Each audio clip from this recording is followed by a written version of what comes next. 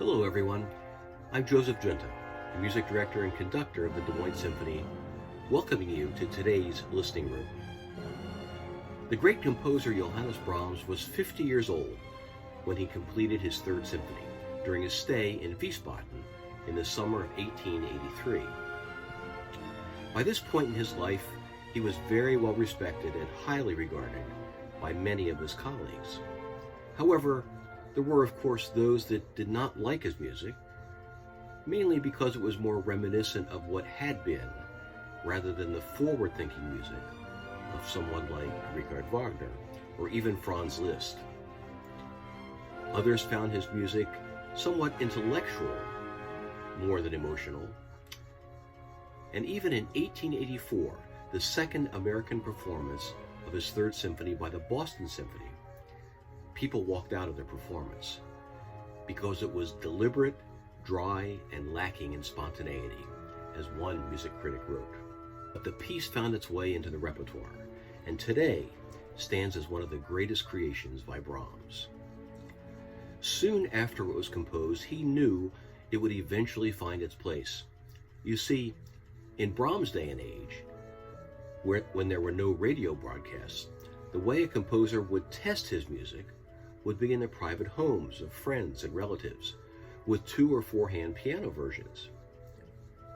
When he played the third for Eduard Hanslick, the powerful Viennese music critic, Hanslick said it was a feast for the music lover and musician, artistically the most satisfying of his works to date. Brahms also sent the piano version to Clara Schumann, his dear friend and virtuoso pianist. After playing it, she replied, "I've spent such happy hours with your new wonderful creation. My heart is so full. What a work. What a poem." His Third Symphony is the shortest of all 4. Its compactness is part of his genius, moving from one section to another swiftly and with meticulous intuition. This reflects how the piece was conceived in his mind, coming to him like an unprecedented thunderstorm. Certainly, us Iowans know about these unprecedented thunderstorms. At the time, Brahms was traveling to the Rhine Valley when he realized he needed to write down all the ideas before he forgot them. He stopped in Wiesbaden and rented a little place so he could have a peaceful and quiet workspace.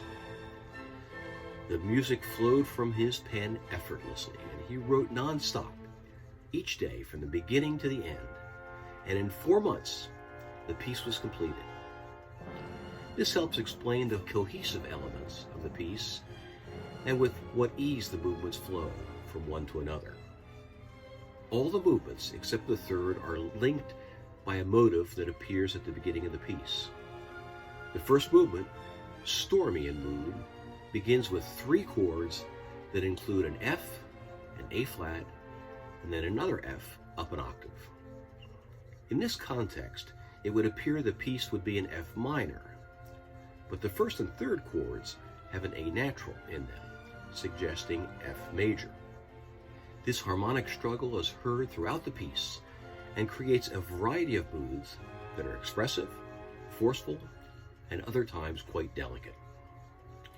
When Clara Schumann wrote to Brahms, saying all the movements seem to be from one piece, this is what she meant.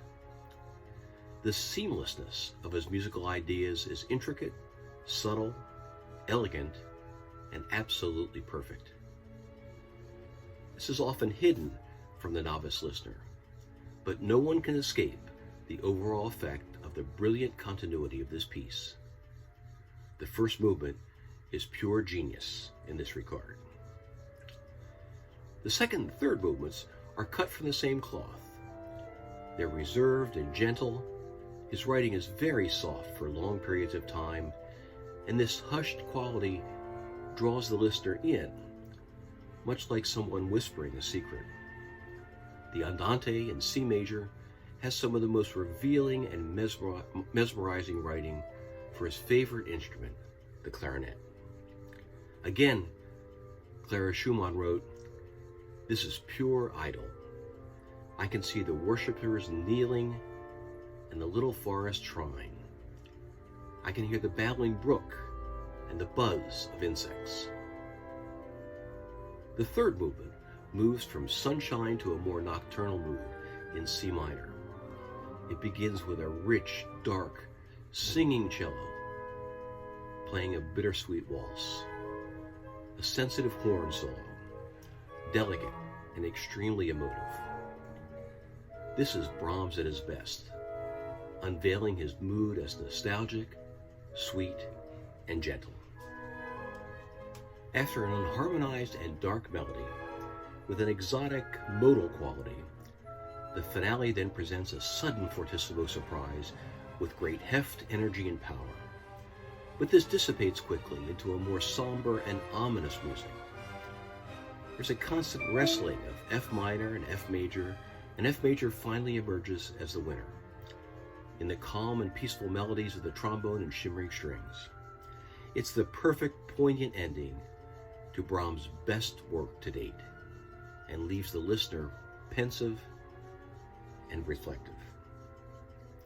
That's it for today's Listening Room. As always, you can go to dmsymphony.org, where you can find listening links to the Brahms Third Symphony right after this video.